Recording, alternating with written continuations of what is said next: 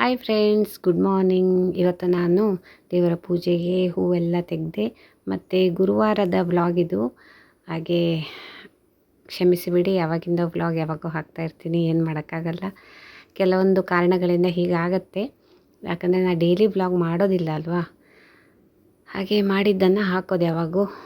ಮತ್ತು ಇದು ತುಳಸಿ ಮಾಲೆ ನಾನು ಗುರುಗಳಿಗೆ ಹಾಕೋದು, ಗುರುವಿನ ಫೋಟೋಕ್ಕೆ, ಅಂದರೆ ದತ್ತಾತ್ರೇಯ ಫೋಟೋಕ್ಕೆ ಯಾವಾಗಲೂ ಹಾಕ್ತೇನೆ. ಗುರುವಾರ ಅಮ್ಮ ತುಂಬ ಹುಷಾರು ತಪ್ಪದಾಗಿಂದ ಹಾಗೆ ಮನಸ್ಸಲ್ಲಿ ಸಂಕಲ್ಪ ಮಾಡಿಕೊಂಡು ಗುರುವಿನ ಫೋಟೋಕ್ಕೆ ಹಾಕ್ತೇನೆ. ತುಂಬ ಶ್ರೇಷ್ಠ ಇದು ತುಳಸಿ ಮಾಲೆ. ಹಾಗೆ ನಮ್ಮ ಶ್ರೀಧರ ಸ್ವಾಮಿಗಳ ಫೋಟೋ ತೋರಿಸ್ತೇನೆ, ತುಳಸಿ ಮಾಲೆನೇ ಹಾಕ್ಕೊಂಡಿದ್ದಾರೆ. ಹಾಗೆ ಇಷ್ಟು ದೊಡ್ಡದಾಯಿತು, ಎಷ್ಟು ಸಿಗುತ್ತೋ ಅಷ್ಟರಲ್ಲಿ ಒಂದು ಮಾಲೆ ಮಾಡಿ ಹಾಕಿಬಿಡ್ತೇನೆ ನಾನು. ಮನಸ್ಸಿಗೆ ಎಷ್ಟು ಖುಷಿ ಅನಿಸುತ್ತೆ ಗೊತ್ತುಂಟ, ಹೀಗೆಲ್ಲ ಮಾಲೆ ಎಲ್ಲ ಮಾಡಿ ದೇವರಿಗೆ ಹೂವನ್ನೆಲ್ಲ ತೆಗೆದು ಎಷ್ಟು ಚಂದ ದೇವರ ಪೂಜೆ ಮಾಡೋ ಖುಷಿ ಆಗ್ತದೆ. ಹಾಗೆ ನೋಡಿ ಹಾಕಿದ್ದೇನೆ ದತ್ತಾತ್ರೇಯ ಫೋಟೋಕ್ಕೆ. ಹಾಗೆ ಸ್ನಾನ ಮಾಡಿ ಪೂಜೆ ಮಾಡಿ ಎಲ್ಲ ಆಯಿತು ನಂದು. ಹಾಗೆಯೇ ಶ್ರೀ ರಾಘವೇಂದ್ರ ಸ್ವಾಮಿಗಳು ಮತ್ತು ಶ್ರೀಧರ ಸ್ವಾಮಿಗಳು ಎಲ್ಲರೂ ಕೂಡ ಇದ್ದಾರೆ ನೋಡಿ. ಶ್ರೀಧರ ಸ್ವಾಮಿಗಳ ಕೊರಳಲ್ಲಿ ತುಳಸಿ ಮಾಲೆಯೇ ಇರೋದು, ಹಾಗಾಗಿ ನಾನು ಅದನ್ನು ಮಾಡಿ ಹಾಕೋದು. ಎಲ್ಲ ದೇವರುಗಳು ಒಂದೇ, ಆದರೆ ಗುರು ಏನಿದ್ದಾರೆ ಅವರು ನಮ್ಮ ಜೀವನದಲ್ಲಿ ಮುಂದೆ ನಡ್ಸ್ಕೊಂಡು ಹೋಗೋಕ್ಕೆ ಹೇಗೆ ನಮ್ಮ ಸ್ಕೂಲ್ ಕಾಲೇಜುಗಳಲ್ಲಿ ಗುರುಗಳು ಬೇಕೇ ಬೇಕೋ ಹಾಗೆ ಜೀವನದ ಹಾದಿಯಲ್ಲಿ ಗುರುವಿನ ಮಾರ್ಗದರ್ಶನದಂತೆ ಮುನ್ನಡೆಯುವಂಥದ್ದು ಅಂತ ನನ್ನ ನಂಬಿಕೆ. ಹಾಗೆ ಗುರು ನನ್ನ ಕೈ ಬಿಡಲ್ಲ, ಎಲ್ಲ ಕಷ್ಟದಲ್ಲೂ ನನ್ನನ್ನು ಮುಂದೆ ನಡೆಸ್ಕೊಂಡು ಹೋಗ್ತಾರೆ ಅನ್ನೋದು ತುಂಬ ಬಲವಾದ ನಂಬಿಕೆ ನನಗೆ. ಹಾಗೆಯೇ ನಾನು ತುಂಬ ಗುರುವಾರ ಈ ರೀತಿ ತುಳಸಿ ಮಾಲೆ ಎಲ್ಲ ಹಾಕಿ ಪೂಜೆ ಮಾಡ್ತೇನೆ. ಡೈಲಿ ಹಾಕ್ತೇನೆ, ಆದರೆ ಗುರುವಾರ ಸ್ಪೆಷಲ್ಲಾಗಿ ಮಾಲೆ ಮಾಡಿ ಹಾಕುವಂಥದ್ದು. ಹಾಗೆ ಎಲ್ರಿಗೂ ಕೂಡ ಒಳ್ಳೆಯದಾಗಲಿ, ನಮಗೂ ಕೂಡ ಒಳ್ಳೆಯದಾಗಲಿ ಅಲ್ವಾ. ಎಲ್ಲ ಕಷ್ಟಗಳನ್ನು ಎದುರಿಸೋ ಶಕ್ತಿ ಕೊಡು ದೇವರೇ ಅಂತ. ಕಷ್ಟ ಯಾವತ್ತೂ ಕಮ್ಮಿ ಮಾಡ್ಕೊಳಕ್ಕಾಗಲ್ಲ, ಹಳೆಯ ಜನ್ಮದ ಕರ್ಮಫಲದಿಂದ ಉಣ್ತಾ ಇರ್ತೇವೆ. ಆದರೆ ಅದನ್ನು ಎದುರಿಸೋ ಶಕ್ತಿ ಕೊಡು ಅನ್ನೋದು ಬೇಡದೊಂದೇ ನಮ್ಮ ಪಾಲಿಗೆ ಉಳಿದದ್ದು ಅಲ್ವಾ. ಮಾನಸಿಕವಾಗಿ ಸ್ಥೈರ್ಯ ಒಂದು ನಮಗಿದ್ರೆ ಯಾವ ಕಷ್ಟ ಕೂಡ ನಾವು ಎದುರಿಸ್ಬೋದು ಅಷ್ಟೇ ಅಲ್ವಾ. ಹಾಗೆ ಮಧ್ಯಾಹ್ನ ಒಂದು ಬೆಂಡೆಕಾಯಿ ಪಲ್ಯ ಮಾಡಬೇಕು ಹೇಗೂ ಅಡುಗೆಗೆ, ಮತ್ತು ಸ್ವಲ್ಪ ಡಿಫ್ರೆಂಟಾಗಿ ಸಿಂಪಲ್ಲಾಗಿ ನಿಮಗೂ ಕೂಡ ತೋರಿಸ್ಬಿಡೋಣ ಅಂತ ಅನ್ನಿಸ್ತು. ಯಾಕಂದರೆ ಮಾಮೂಲಿ ಬೆಂಡೆಕಾಯಿ ಪಲ್ಯಗಳು ಎಲ್ಲರೂ ಮನೆಯಲ್ಲಿ ಮಾಡೇ ಮಾಡ್ತಾರೆ, ಇದೊಂಥರ ಡಿಫ್ರೆಂಟಾಗಿ ಮಾಡ್ತಿದ್ದೇನೆ ಅಷ್ಟೇ. ಹಾಗೆ ತೋರಿಸ್ಬಿಡೋಣ. ಎಲ್ಲ ಬೆಂಡೆಕಾಯಿ ತೊಳೆದು ಒಣಗಿಸಿ ಆಯಿತು. ನೀರಿದ್ದರೆ ಸ್ವಲ್ಪ ಲೋಳೆ ಥರ ಬರುತ್ತೆ, ಚೆನ್ನಾಗಿರಲ್ಲ. ಹಾಗಾಗಿ ಸ್ವಲ್ಪ ಒರೆಸ್ಕೊಬಿಟ್ಟು ಈಗ ಹೆಚ್ಚುತ್ತಾ ಇದ್ದೇನೆ. ಹಾಗೆ ನಿಂತು ಹೆಚ್ಚೋ ಈಳಿಗೆ ಮಣೆ ಇದೆ ಅಲ್ವ ನಮ್ಮ ಮನೆಯಲ್ಲಿ, ತೋರಿಸಿದ್ದೆ ಲಾಸ್ಟ್ ಟೈಮು, ಅದರಲ್ಲೇ ಹೆಚ್ಚುತ್ತಾ ಇದ್ದೇನೆ. ನನಗೆ ಕರುಳಿಂದು ದೊಡ್ಡ ಆಪ್ರೇಷನ್ ಆದ ಮೇಲೆ ಕೂತು ವೆಜಿಟೇಬಲ್ ಹೆಚ್ಚೋಕ್ಕೆ ಕಷ್ಟ ಆಗುತ್ತೆ, ತುಂಬ ನನಗೆ ಕಷ್ಟ ಆಗುತ್ತೆ ಹೊಟ್ಟೆಗೆ. ಹಾಗಾಗಿ ಫೈನಲಿ ಮುಗೀತು ನೋಡಿ. ಮತ್ತು ಈಗ ಬಾಣಲೆಗೆ ಎಣ್ಣೆ ಹಾಕಿಬಿಟ್ಟು, ತೆಂಗಿನ ಎಣ್ಣೆ ಹಾಕುವಂಥದ್ದು ನಾವು. ಏನಿಲ್ಲ, ಸಿಂಪಲ್ಲು ಉದ್ದಿನಬೇಳೆ, ಸಾಸಿವೆ ಕಾಳು, ಇಂಗು ಮತ್ತು ಕರಿಬೇವಿನ ಹೆಸಳಿದ್ದರೆ ಓಕೆ, ಇಲ್ಲದಿದ್ದರೆ ನಡೀತದೆ. ಎಲ್ಲ ಹಾಕಿಬಿಟ್ಟು ಚೆನ್ನಾಗಿ ಹೆಚ್ಚಿದ ಹೋಳನ್ನೆಲ್ಲ ಹಾಕಿ ಫ್ರೈ ಮಾಡುವಂಥದ್ದು. ಮತ್ತು ನೆಕ್ಸ್ಟು ಕೂಡ ಹಾಕ್ಲಿಕ್ಕೆ ಉಂಟು, ಸ್ವಲ್ಪ ಉಪ್ಪು ಕೂಡ ಹಾಕ್ಬಿಡ್ತೇನೆ. ಉಪ್ಪು ಬೇಕೇ ಬೇಕಲ್ವಾ, ಉಪ್ಪಿಲ್ಲದಿದ್ದರೆ ಏನು ಮಾಡಿ ಏನು ಪ್ರಯೋಜನ ಅಲ್ವಾ, ರುಚಿಯೇ ಇರಲ್ಲ. ಬೇರೆ ಒಗ್ಗರಣೆ ಮಸಾಲೆಗಳು ಹೆಚ್ಚು ಕಮ್ಮಿ ಆಗೋದು ನಡೆಯುತ್ತೆ, ಉಪ್ಪು ಸರಿ ಇರಬೇಕು. ಈಗ ಚೆನ್ನಾಗಿ ಫ್ರೈ ಮಾಡಬೇಕು. ಸ್ವಲ್ಪ ಎಣ್ಣೆ 1 ಚಮಚ ಜಾಸ್ತಿ ಹಾಕ್ಕೊಬಿಡಿ, ಯಾಕಂದರೆ ಬೆಂಡೆಕಾಯಿ ಸ್ವಲ್ಪ ಚೆನ್ನಾಗಿ ಫ್ರೈ ಆದರೆ ಒಳ್ಳೆಯದು, ನೀರು ಸೇರ್ಸೋಕ್ಕೆ ಹೋಗಬೇಡಿ. ಹಾಗೆ ಬೆಂಡೆಕಾಯಿ ಪಲ್ಯ ಮಾಡ್ತಾರೆ, ಈರುಳ್ಳಿ ಟೊಮೆಟೊ ಎಲ್ಲ ಹಾಕಿ ಮಾಡ್ತಾರೆ. ರೊಟ್ಟಿ ಚಪಾತಿಗೆ ಅದು ಓಕೆ, ಆದರೆ ಅನ್ನಕ್ಕೆ ಒಂಥರ ಇಷ್ಟ ಆಗಲ್ಲ ಅದು. ಯಾಕಂದರೆ ಆ ಟೊಮೆಟೊ ಈರುಳ್ಳಿ ಎಲ್ಲ ಹಾಕಿ ಅನ್ನಕ್ಕೆ ಕಲಿಸ್ಕೊಂಡು ತಿನ್ನುವಾಗ ಅಷ್ಟು ಚೆನ್ನಾಗಿ ಅನಿಸಲ್ಲ ನಮಗೆ. ಅದಕ್ಕಿಂತ ಅನ್ನಕ್ಕೆ ಕಲಿಸ್ಕೊಂಡು ತಿನ್ನೋದಾದರೆ ಬೆಂಡೆಕಾಯಿಗೆ ಹೀಗೇನೆ ಹೆಚ್ಚಿಬಿಟ್ಟು ಒಗ್ಗರಣೆ ಹಾಕಿ ಸಿಂಪಲ್ಲು ಕಾಯಿ ತುರಿ ಹಾಕ್ಕೊಂಡು ಮಾಡಿದರೆ ಅನ್ನಕ್ಕೆ ಚೆನ್ನಾಗಿರುತ್ತೆ. ಒಮ್ಮೊಮ್ಮೆ ಕಾಯಿ ತಂದಿದ್ದಿಲ್ವ, ಎಲ್ಲರ ಮನೆಗೆ ಕಾಯಿ ತಂದಿದ್ದಿರಲ್ಲ ಕೆಲವೊಂದು ಸಲ, ಹಾಗೆಲ್ಲ ಪ್ರಾಬ್ಲಮ್ ಬರುವಾಗ ಒಮ್ಮೊಮ್ಮೆ ಹೀಗೆ ಸಿಂಪಲ್ಲಾಗಿ ಈ ರೀತಿ ಮಾಡ್ಕೊಂಡು ತಿನ್ಬೋದು. ಕಾಯಿ ತುರಿ ಇಲ್ಲದೇನೆ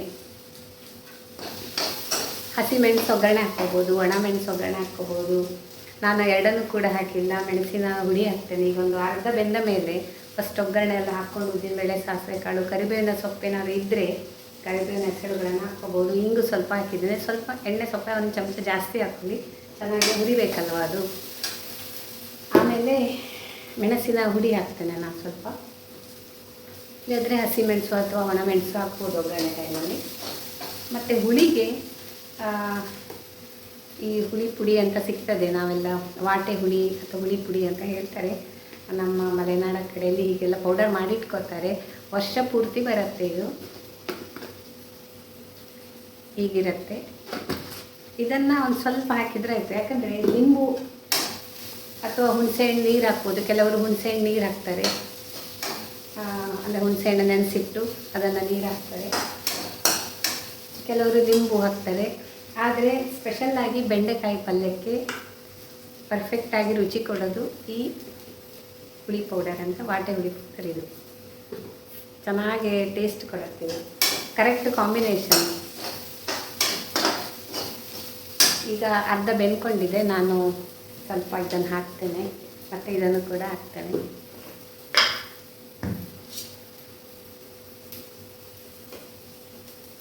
ಖಾರ ಕಮ್ಮಿ ತಿನ್ನೋದು ನಾವು, ತುಂಬ ಖಾರ ತಿನ್ನಲ್ಲ, ಹಾಗೆ ಸ್ವಲ್ಪ ಮಟ್ಟಿಗೆ ಹಾಕಿದ್ದೀನಿ.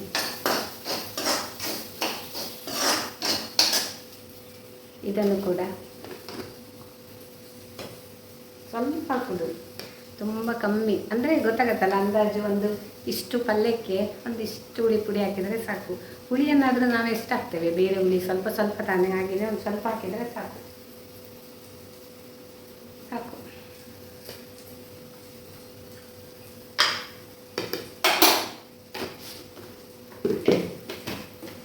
ಈಗ ಚೆನ್ನಾಗಿ ಮಿಕ್ಸ್ ಮಾಡಿದರೆ ಆಯಿತು.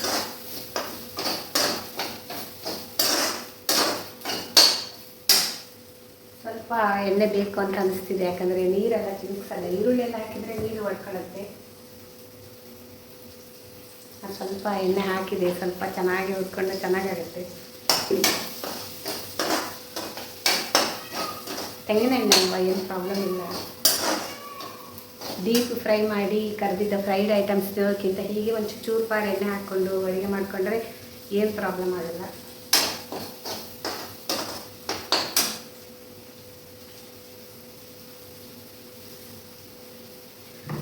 ನಾವು ಎಲ್ಲ ಅಡುಗೆಗೂ ಸ್ವಲ್ಪ ಬೆಲ್ಲ ಹಾಕ್ತೇವೆ.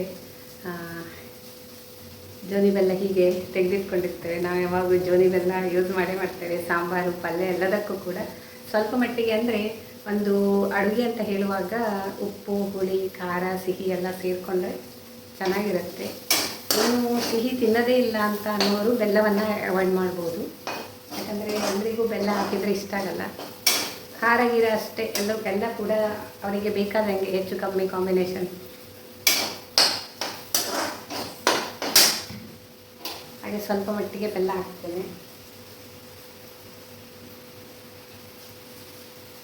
ಸ್ವಲ್ಪ ಮಾತ್ರ.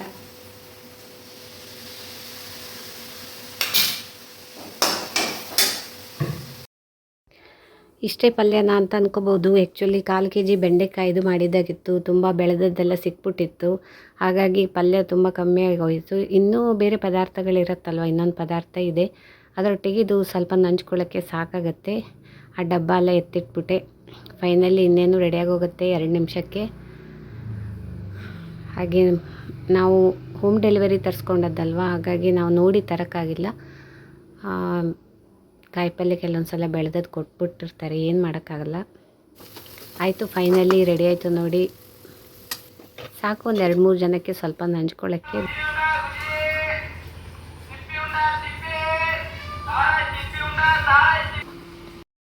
ಹಾಗೆ ಇವರು ಕಾಯಿ ಕರಟೆ ಇರುತ್ತಲ್ವ, ಕರಟೆ ಏನಂತೀರ, ಅದನ್ನು ತೊಗೊಂಡೋಗ್ತಾರೆ. ಇಲ್ಲೆಲ್ಲರ ಮನೆಯಲ್ಲಿ ಕೊಡ್ತಾರೆ. ನಾವು ಪದಾರ್ಥ ಮಾಡಿದ ಮೇಲೆ ಇರುತ್ತಲ್ವ ಅದು ಕಾಯಿ ಕರಟೆ, ಹಾಗೆ ಎತ್ತಿಟ್ಕೊಂಡ್ರೆ ಕೊಡ್ತಾರೆ. ನನಗೊಂದು 25 ರೂಪಾಯಿ ಸಿಕ್ಕಿತು. ಯಾಕಂದರೆ ನೋಡಿ, ತೆಂಗಿನ ಕಾಯಿ ಕರಟೆ ಏನು ಹೇಳ್ತೀರಿ, ಚಿಪ್ಪಿ ಎಂಥ ಹೆಸರು. ಒಂದು ಕರಟೆಗೆ 1 ರೂಪಾಯಿ ಹಾಗೆ ಹಾಕಿ ಕೊಡ್ತಾರೆ. 25 ರೂಪಾಯಿ ಸಿಕ್ಕಿತು. ಇರಲಿ, ಯಾಕೆ ಅಂತಕ್ಕಾದರೂ ಆಗತ್ತಲ್ವ, ಯಾವುದಕ್ಕಾದರೂ. ಬರ್ತಾ ಇರ್ತಾರೆ, ದಿನಕ್ಕೆ 4-5 ಸಲ ಬರ್ತಾರೆ, ಹೋಗ್ತಾರೆ. ಇದ್ದದನ್ನು ಕೊಟ್ಟು ಹಾಕೋದು, ವೇಸ್ಟ್ ಅಂತಕ್ಕೆ ಮಾಡೋದು.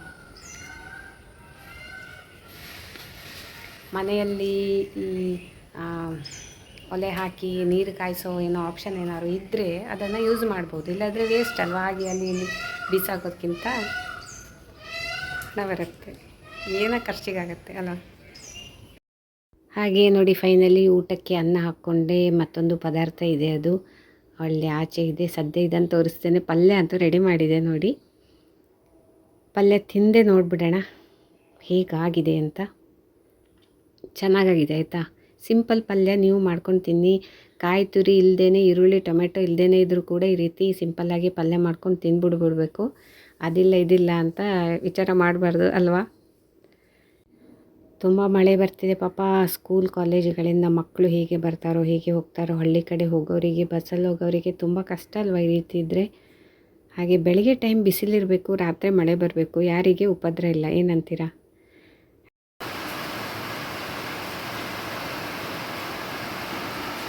ಅದು ಇವತ್ತಿನ ಬ್ಲಾಗ್ ಇಲ್ಲಿಗೆ ಮುಗಿಸ್ತಾ ಇದ್ದೇನೆ. ಇನ್ನೊಂದು ಬ್ಲಾಗೊಂದಿಗೆ ಮತ್ತೆ ಸಿಗ್ತೇನೆ. ಅಲ್ಲಿವರೆಗೆ ಟೇಕ್ ಕೇರ್, ಬಾಯ್.